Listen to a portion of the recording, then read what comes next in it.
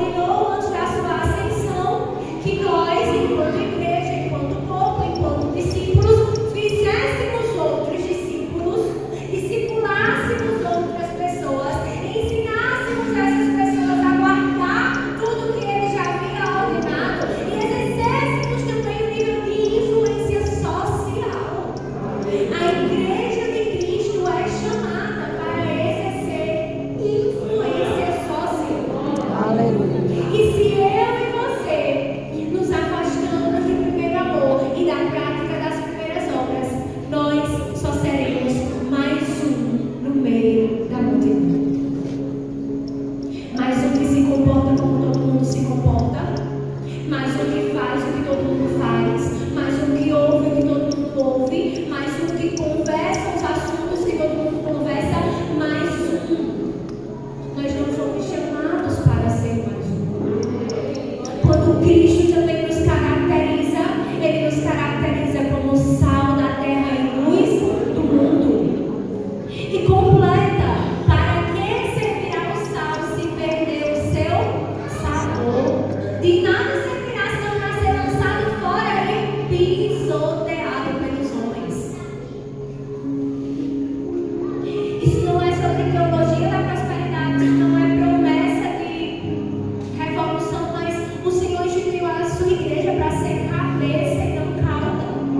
E o que nós estamos acompanhando como ocidente é o resultado de uma igreja que afastou-se do primeiro amor e abandonou as práticas das primeiras obras e não mais tem exercido a influência social que deveria exercer em todas as esferas da sociedade. Em todas as esferas da sociedade. Muitas das feridas da igreja moderna, elas resultam justamente do distanciamento do primeiro amor, da perda da simplicidade sutil, da perda da essência. Muitas vezes, quando nós paramos para falar sobre os velhos tempos, né? Hoje eu estava com a Rosane, era eu, mas não tem mais, meu Deus, e a gente brincou muito hoje a casa da Lucia, porque a igreja, a igreja de Carnaval dos Jantas, tem 35 anos de idade, e Rosane tem 29 de convertida. Então eu brinquei que ela já se tornou patrimônio histórico-cultural da igreja, tal qual Ivanei. Já vou expor aqui, bom, se você não sabe, Rosane já fez um comparativo que Ivanei, o pastor, estava ajudando a Noé a colocar os animais para dentro da arca, porque Ivanei é patrimônio histórico-cultural desta igreja. E a gente lembrando ali de tanta coisa, a gente fazia tal coisa, viajava para aquele negócio. E se nós não tivermos cuidado, isso vai trazendo para nós uma sensação de saudosismo. Eu já fui pega nisso. Meu Deus, aqueles tempos eram tão bons, mas o Senhor pode e deseja fazer outra vez. E muito mais, e muito maior do que nós vivemos outrora. Contudo, a nossa postura precisa ser igrejas individuais que cultivam e retornam ao primeiro amor e à prática das primeiras obras. A palavra diz que essas feridas, esses hematomas, essas chagas, essa tradução aqui fala que elas estavam putrefantes. Eu não vou entrar na vertente da saúde para lhe explicar o que é putrefante, porque eu vou lhe poupar desta explicação. Mas pense aí numa ferida, numa doença, numa chaga, num estado bem ruim, que a gente olha e diz: isso aqui não tem jeito. Esse povo se recusava ao conserto. Esse povo se recusava. A palavra fala que eles insistiam. Essas chagas não têm sido espremidas, nem atadas, nem amolecidas com unguento. Havia uma recusa de tratar o que precisava ser tratado. Porque espremer a chaga dói. Colocar um unguento sobre uma ferida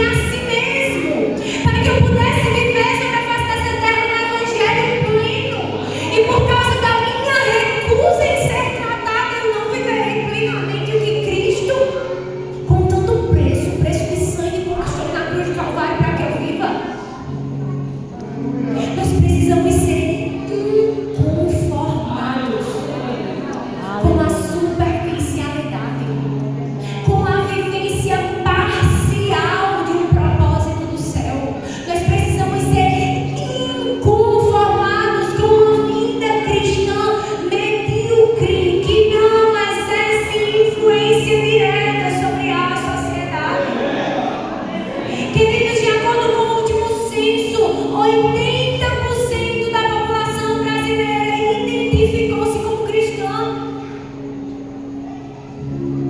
Aí a gente vai e glorifica o Senhor por isso. Amém.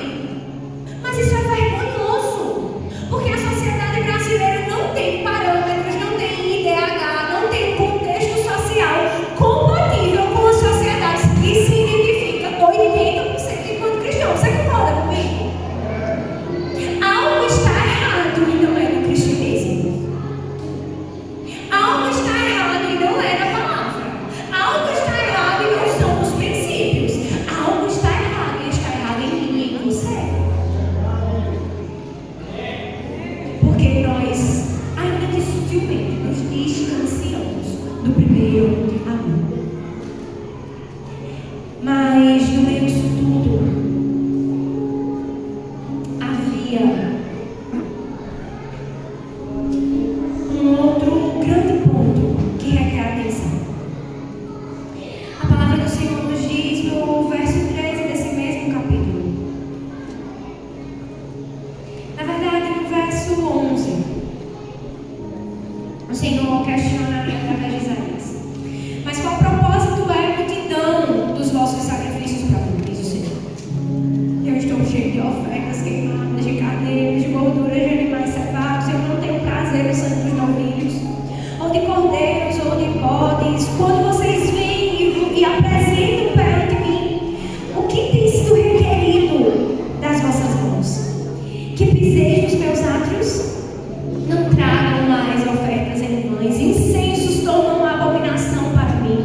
As luas novas, os shabatos, a convocação das assembleias, eu não suporto mais. É iniquidade até mesmo o ajuntamento solene. Vossas luas novas, vossas festas fixas, minha alma as odeia. Elas são um aborrecimento para mim. Eu estou cansado de suportá-las. Um outro grande perigo de afastar-se do primeiro amor é passar a caminhar no ativismo religioso. Esse povo continuava ofertando, esse povo continuava subindo ao templo, esse povo continuava cumprindo milimetricamente com todo o calendário religioso judaico, das quais participavam infinitas festas. Mas esse povo continuava considerando, ouça bem, como sagrado aquilo que já tinha se tornado aos olhos do Senhor repugnante. E eu não falo das atividades, mas eu falo das motivações, ou da falta de motivação por trás de cada uma delas. Eles eram ativos, tais quais a igreja de Éfeso, que também foi muito elogiada pelo Senhor, pelo trabalho que desenvolviam com fervor, combatiam doutrinas erradas, combatiam nicolaítas, não toleravam a apostasia, não toleravam doutrinas que divergiam da doutrina cristã. Eles serviam, eles eram zelosos em preservar ali. A Bíblia fala que eles eram fortes, eles tinham sido fortes em preservar certas coisas, mas já não havia o primeiro. E se nós fazemos, mas não fazemos, motivados pelo primeiro amor, nossas atividades não são nada além de mero ativismo religioso.